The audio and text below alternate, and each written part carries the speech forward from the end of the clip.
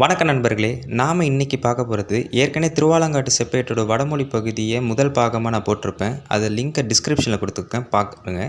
இப்போ நம்ம அடுத்த இதுலேருந்து பார்ப்போம். போன முறை நம்ம கோச்சங்கனான பார்த்தோம். இப்போ பிற்கால சோழர் வரலாறு தொடங்குது. அதில் இந்த வம்சத்தில் தோன்றின விஜயாலய சோழன், நம்ம எல்லாருக்குமே தெரியும், பிற்கால சோழர்கள் வம்சத்தை ஆரம்பித்தவர் விஜயாலய சோழன். இந்த விஜயாலய சோழன் என்ன பண்ணுறாருன்னா, குபேரனுடைய அழகாபுரி, குபேரன் நமக்கு எல்லாம் தெரியும், அவரோட அழகாபுரி மாளிகையை போன்ற தஞ்சாபுரியை, அதாவது தஞ்சாவூரை அழகான கண்களையுடைய தன் மனைவியை பிடிப்பது போல இலகுவாக பிடித்தான்.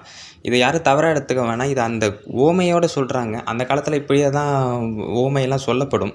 அங்கே தேவர்களும் அசுரர்களும் வணங்கும் நிசம்பசூதனியின் ஆலயத்தை அமைத்தான். நம்ம எல்லாருக்குமே தெரியும், தஞ்சாவூர் பக்கத்தில் 8 கிலோமீட்டர் தள்ளி அந்த எல்லை பகுதியில் வடபத்திர காளியம்மன்னு சொல்லுவாங்க.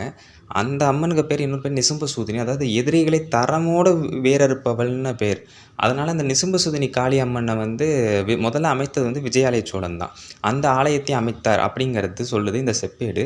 நல்லா தெரிஞ்சுக்கோங்க. ஏற்கனவே நம்ம அந்த செப்பேடு முதல் பகுதியில் கடைசியாக பார்க்கும் பொழுது கோச்சங்க சோழனை பற்றி சொல்லியிருந்தோம். அதாவது 70 மாடக்கோயில் அவர் கட்டினார் அப்படின்னு சொல்லியிருந்தோம். அந்த 70 மாடக்கோயில் கட்டினது மட்டும் இல்லாமல் இந்த தமிழ் பகுதிகளை மட்டும்தான் அவர் ஆட்சி செய்தார் அப்படின்னு நம்ம நினச்சிருந்தோம். ஆனால் இல்லை, அதில் கடைசியில் லோகலோக மலைன்னு ஒரு வார்த்தை முடியுது. அந்த லோகலோக மலைங்கிறது எதை குறிக்குது அப்படின்னா, இப்போ இருக்கக்கூடிய இமயத்தை குறிக்குது. லோகலோக மலை அப்படி என்றால் அந்த கோச்சங்க சோழன்கிற மாமன்னன் இமயத்து வரைக்கும் ஆட்சி செய்திருக்கிறார் அப்படிங்கிறது இந்த செப்பேடுலேருந்து நமக்கு தெரியுது. அதாவது சோழ மன்னர்களோட நிறைய புகழ் வாய்ந்த விஷயங்கள் இந்த செப்பேடு மூலமாக தான் நம்ம நிறைய விஷயங்கள் தெரிஞ்சுக்கிறோம். அதுக்கப்புறம் ஒவ்வொரு அரசர்களோட பெருமைகளை பற்றி சொல்லுது. இதுக்கப்புறம் வர எல்லாமே பிற்கால சோழர்கள் தான். அதில் இந்த விஜயாலய சோழனுடைய மகனான ஆதித்த சோழனை எப்படி சொல்கிறாங்கன்னா, பிரகஸ்பதியை போன்ற அறிவு படைத்தவரான். பிரகஸ்பதினா வேறு யாரில், குரு பகவான்.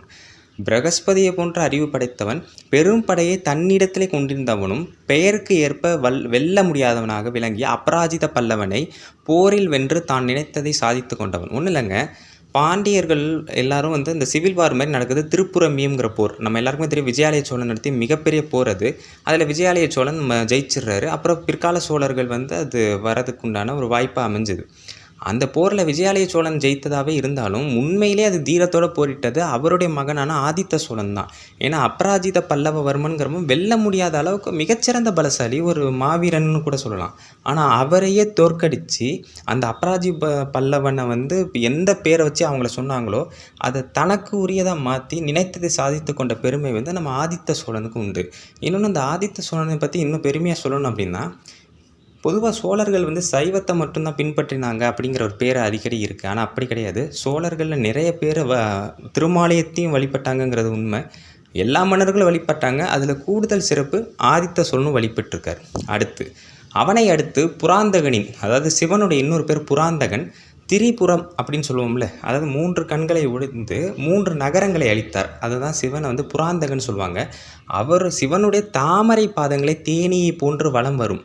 அதாவது தாமரை இருந்ததுன்னா அது சுற்றி சுற்றி தேனி வர மாதிரி பராந்தகன் சுற்றி சுற்றி சுற்றி சுற்றி அரசாட்சி செஞ்சாராம். அதாவது ஒவ்வொரு நாடாக வென்று அதை அரசாட்சி செஞ்சார் அப்படின்னு சொல்கிறாங்க பராந்தகனை. அவனுடைய நெருப்பு போன்ற வீரத்தை தாங்காமல் பாண்டியன் நீரில், அதாவது பாண்டிய மன்னனை தோக்கடிச்சு தான் மதுரை கொண்ட கோப்பரகேசரின் பராந்தக சோழனுக்கு பேர் கிடைக்கிது. அந்த பாண்டிய மன்னர் வேறு வழி இல்லாமல் இலங்கையில் போய் சரணடைகிறார். இலங்கையில் போய் மறைகிறாரு. நீரில், அதாவது நீருக்கு அந்த பக்கம் தானே இலங்கை இருக்குது, அப்போ நெருப்பு அணைக்கிறதுக்கு நீர் தானே வரும். அதையும் தாண்டி பராந்தகனின் கோபத்தை இலங்கையும் விட்டு வைக்கவில்லை. அவனால் கொல்லப்பட்ட சிங்கள அரசனின் மனைவிகளின் கண்ணீரை பார்த்த பிறகு அது சற்று அடங்கிற்று. மன்னனை தோக்கடித்து கொன்னதுக்கப்புறம் சிங்கள அரசனுடைய மனைவிகளை பார்த்ததுக்கப்புறம் இது மனசு கேட்காம பராந்தக சோழன் அந்த போரை முடிச்சுக்கிறாரு. இதில் ஒன்று என்னென்னா, பராந்தக சோழன் காலத்தில் தான் பாண்டிய மன்னன் தோற்கடிக்கப்பட்டு இலங்கைக்கு தப்பி ஓடி அங்கே பாண்டியர்களுக்கு இந்திரன் கொடுத்த ஆரத்தையும் அதன் பிறகு கிரீடத்தையும் ஒழிச்சு வைக்க சொல்கிறார். அதை பின்னால் வந்த ராஜேந்திர சோழன் முழுமையாக ஈழத்தை வென்று அதை கவர்ந்து வந்தார் அப்படிங்கிறது ராஜேந்திர சோழனோட மெய்கீர்த்தியில் சொல்லப்பட்டிருக்கு. அவருடைய மகன், அதாவது நம்ம பராந்தக சோழனோட மகனான ராஜாதித்தன். ஒன்று நல்லா தெரிஞ்சுக்கோங்க, மொத்தம் பராந்தக சோழனுக்கு 3 பசங்க. ராஜாதித்த சோழன், கண்டராதித்த சோழன், அதுக்கப்புறம் அரிஞ்சய சோழன். இந்த ராஜாதித்தன் கிருஷ்ணராஜா அப்படிங்கிற ஒரு அரசனை தோற்கடித்து சொர்க்கம் புகுந்தார் அப்படின்னு சொல்கிறாங்க. அதாவது ராஷ்டிரகூட அரசன் தான் இந்த கிருஷ்ணன். ராஷ்டிரகூட அரசன் கிருஷ்ணன். அவர்கிட்ட ராஜாதிராஜன் தோற்று போரில் கொல்லப்பட்டதை சுற்றி வளைத்து சொல்கிறது இந்த செப்பேடு. அதாவது அவர் தோற்று போயிட்டார். தோற்று போய் தான் அவர் கொல்லப்படுறார். அதை அப்படி சொன்னால் ஒரு அவமானமாக இருக்கும், இழுக்காக இருக்குங்கிறதுனால கொஞ்சம் சுற்றி வலித்து சொல்கிறாங்க. அதற்கு பிறகு ஆட்சி செய்த கண்டராதித்தர், இந்த கண்டராதித்தர் தான் நம்ம செம்பியன் மாதேவியோட கணவர் மற்றும் அரசர். அதன் பிறகு அரிந்தமன்கிறது அரிஞ்சய சோழன், அவரும் மன்னர் தான். அவர் வந்து சுந்தர சோழனுடைய அப்பா, அதாவது ராஜராஜ சோழனுடைய தாத்தா ஆகிய அரசர்களை பற்றி கூறிவிட்டு அரிந்தமனின் மகனான பராந்தகன், இங்கே வர பராந்தகன் வந்து 2ஆம் பராந்தகனை குறிக்குது, அவரோட ஆட்சியை பற்றி சொல்கிறாங்க. சுந்தர சோழன் ஆட்சியில் வந்து ஹா அப்படிங்கிற சத்தம் கூட ஹரன்னு கேட்குமா, ஹா அப்படிங்கிறது கூட ஹரன் கேட்குமா. அடுத்து அந்த சுந்தர சோழனுக்கு மகனாக பிறந்த அருள்மொழிவர்மனோட கையில் அதாவது நம்ம ராஜராஜ சோழன் கையில் சங்கும் சக்கரமும் இருக்குமா. அப்போ எதை குறிக்குதுன்னா இவர் பெருமாளுடைய அவதாரங்கிற மாதிரி இந்த செப்பேடு சொல்லுது. அவர் பிறந்தபோது நாககுலத்து பெண்கள்லாம் என்ன சொல்கிறாங்கன்னா தங்கள் கணவரான ஆதிசேஷன், ஏன்னா பெருமாள் யார் மடியில் படுத்திருப்பாருன்னா ஆதிசேஷன் மடியில் படுத்திருப்பார், அந்த ஆதிசேஷனோட வேலையெல்லாம் இவர் பார்த்துப்பார் அப்படிங்கிற மாதிரி சொல்கிறாங்க. அந்த அளவுக்கு வந்து பெருமாளோட இதை வந்து ஓமையாக சொல்கிறாங்க. சுந்தர சோழனுக்கு பின் அவனுடைய மகனான ஆதித்தன், வேற யாரும் இல்லை, நம்ம மாமன்னர் மாவீரர் ஆதித்த கரிகாலன் ஆட்சி செய்கிறார். இந்த செப்பேடு நமக்கு குறிக்குது. அது இன்னொரு விஷயத்தையும் சொல்லிக்க விரும்புகிறேன். அரிஞ்சய சோழன் மொத்தம் வந்து பராந்தக சோழனுக்கு 3 மகன்கள். ராஜாதித்த சோழன் போரிலே தோற்கடிக்கப்படுகிறார். அதன் பிறகு கண்டராதித்த சோழன் பொறுப்பேற்கிறார். அந்த கண்டராதித்த சோழன் கொஞ்ச காலம் 3 வருஷத்தில் இறந்துடுறாரு. அதன் பிறகு அரிஞ்சய சோழன் பதவி இருக்கிறார், அவரும் 1 வருஷத்தில் இறந்துடுறாரு.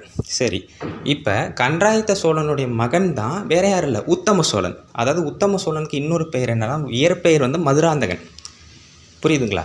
அதேமாரி அரிஞ்சய சோழனுடைய மகன் தான் சுந்தர சோழன். இந்த சுந்தர சோழனுக்கு மொத்தம் 3 மகன்கள். நமக்கே தெரியும், ஆதித்த கரிகாலன், குந்தவை, அப்புறம் ராஜராஜ சோழன். அப்படி பார்க்கும்போது உத்தம சோழன் வந்து நம்ம ஆதித்த கரிகாலனுக்கும் குந்தவைக்கும் ராஜராஜ சோழனுக்கும் சிற்றப்பா முறை. புரியுதா இல்லைங்களா? சிற்றப்பா முறை இதுதான் குடும்ப இது. அது கொஞ்சம் தெரிஞ்சு வச்சுக்கிட்டிங்கன்னா இந்த செப்பேடு உங்களுக்கு கொஞ்சம் தெளிவாக புரியும்.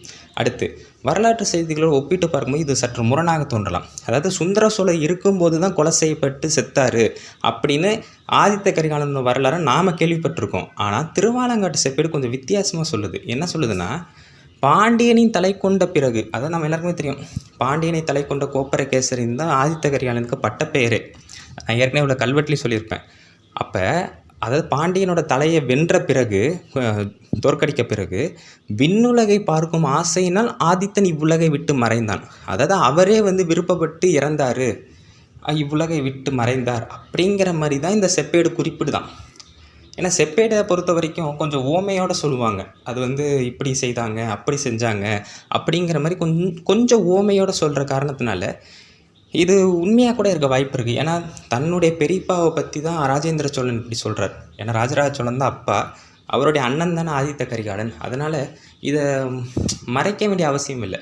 ஆனால் சூழ்ச்சி செய்யப்பட்டு இறந்துருக்கலாம், சூழ்ச்சி செய்யப்பட்டு தான் அவர் இறந்துருக்காரு, அதில் எந்த மாற்று கருத்தும் இல்லை.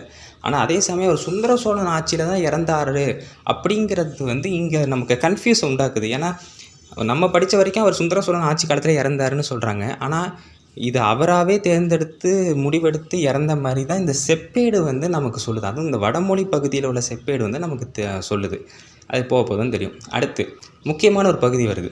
அடுத்து தான் நம்ம யார் வராரு, நம்ம ராஜராஜ சோழன் வராரு. கலியுகத்தின் இருளை அழிக்க தகுந்தவன். எப்படி கலியுகத்தின் இருளை அழிக்க தகுந்தவன் என்று அருள்மொழிவர்மனை அரசன் மக்கள் விரும்பிய போதும் என் சித்தப்பாவுக்கு நான் வழி விடுறேன், அதான் ராஜதர்மம்னு சொல்லி அருள்மொழிவர்மன் வந்து உத்தம சோழனுக்கு அந்த இடத்த கொடுத்துறாரு. அடுத்து இதுலேருந்து கண்டராதித்தனோட மகன் வந்து மதுராந்தகன், அதாவது நம்ம உத்தம சோழன் வந்து அரச பதவி விரும்பியிருக்காருன்னு அர்த்தம்.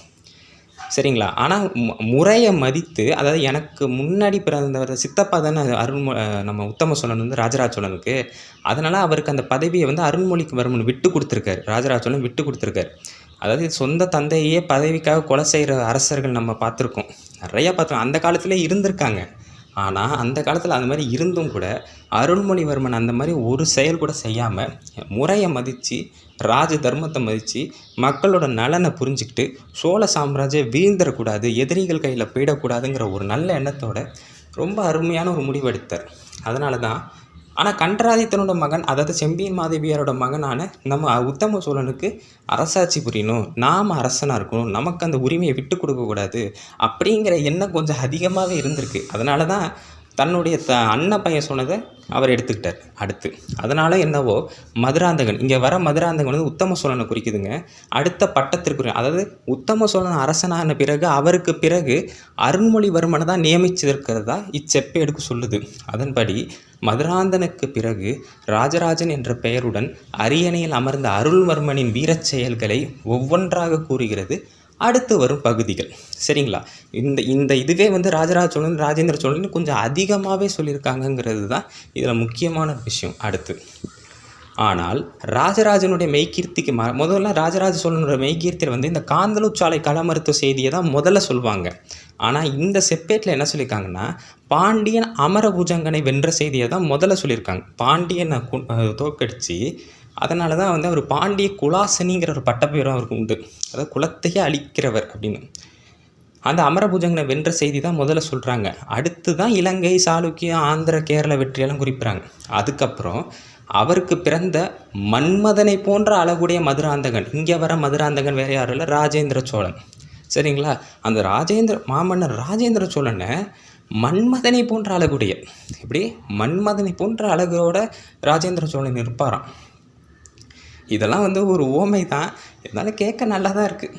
ஏன்னா அந்த காலத்தில் அந்த ஊமையோடு சொல்லும் பொழுது அது பார்க்க நம்ம ரசிக்கிற மாதிரி, நமக்கே அது ஒரு பெருமையாக இருக்குல்ல, அதை அவங்க செஞ்சுருக்காங்க. அடுத்து ராஜேந்திரனோட பெருமையும் வீரத்தையும் பலவாறு எடுத்து சொல்லுது இந்த செப்பேடு. பாண்டிய கேரள வெற்றிகளுடன் துவங்கி சாளுக்கிய அரசன் ஜெயசிம்மனுடன் ராஜேந்திரன் நடத்திய போர்களை எல்லாமே சொல்லும். ஒட்டக தேசத்தை சொல்லும், எல்லாமே சொல்லும் இந்த செப்பேடு. அதன் பின் தனது தளபதிகள் மூலம் கங்கை படையெடுப்பை, கங்கை கொண்ட அண்ணன் பேர் வாங்குறாருல, கங்கை படையெடுப்பை ராஜேந்திரன் மேற்கொண்ட செய்திகளை தெரிவிக்கிறது.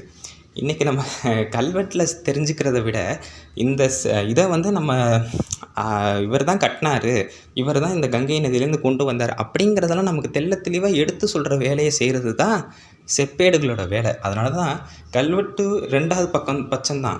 முதல்ல நமக்கு முக்கியமான ஒன்று செப்பேடுகள் தான். அதில் தான் நிறைய தகவல்கள் கொடுத்துருப்பாங்க. அதனால் செப்பேடுகளையும் நம்ம நிறைய பார்க்கணும்.